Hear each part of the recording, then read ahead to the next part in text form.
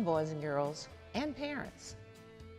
I'm Ann Roy Moore, Superintendent of Montgomery Public Schools, and today I'm going to read one of my favorite books, and the name of it, or the title, as we say, is Where the Wild Things Are. And the author, this is important for you to remember, the author, the person who wrote the book, is Maurice Sendak. Now, one of the things I want you to do as you listen to the story is I want you to think about, what is the little boy's name? I want you to think about imagination. When we create things in our mind that might be real, might not be real, but they're just fun things to do. So a word such as imagination kind of describes this book very well. I want you to also think about the little boy and where he was in his home when this book first started. At the very beginning, another word that's important, at the beginning of the book, where was he? And then think a little bit about what was going on in the middle of the book and what was going on at the end of the book. So you have the first part, the middle part, and the end. And the name of the book again is Where the Wild Things Are. And so we're going to get started. And remember, this is about imagination. It's about imagination. And that sometimes is a good thing, dealing with what we're dealing with today, to be able to imagine that we're doing some other things is probably a good way to go. Helps you relax and relieve a little bit of the stress that you might be in. So we're going to get started right now. The night Max wore his wolf suit and made mischief of one kind and another. His mother called him Wild Thing. I bet our mothers call us little names like that sometimes. When they're playing with us, they may say, "Stop acting wild." And Max said, "I'll eat you up." So he was sent to bed without eating anything. That's not good. We don't want to get in trouble like that. That very night in Max's room, a forest grew and grew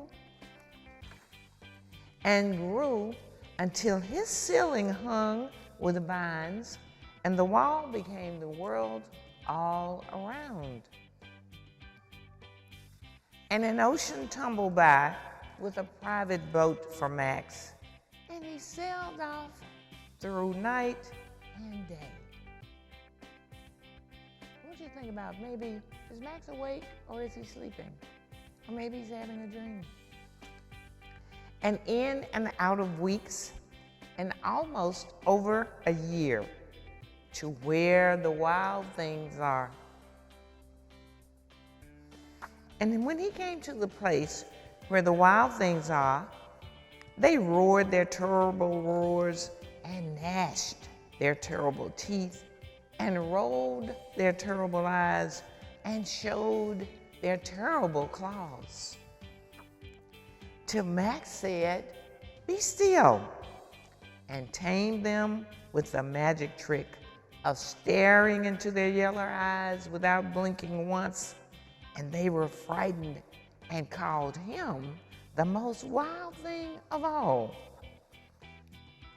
and made him king of all the wild things.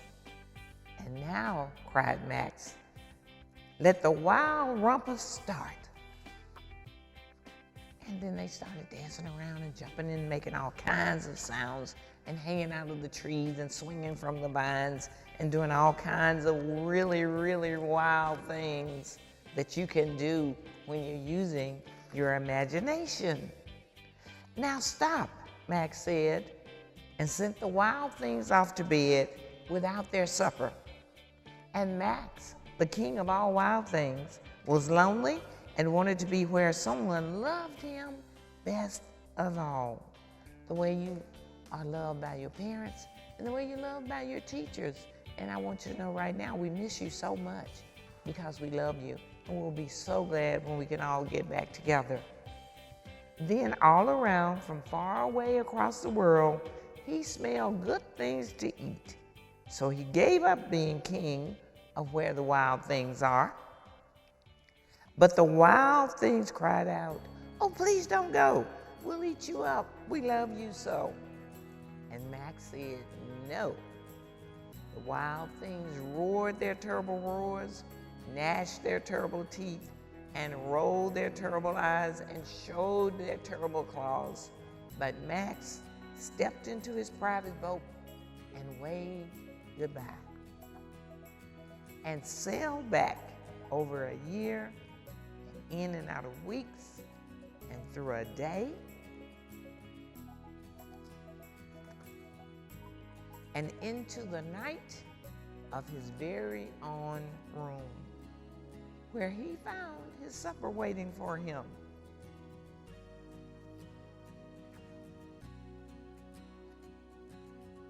And it was still hot. Thank you, boys and girls, for being such good listeners. I hope you've enjoyed this story as much as I've enjoyed reading it. Again, it's called Where the Wild Things Are. Thank you.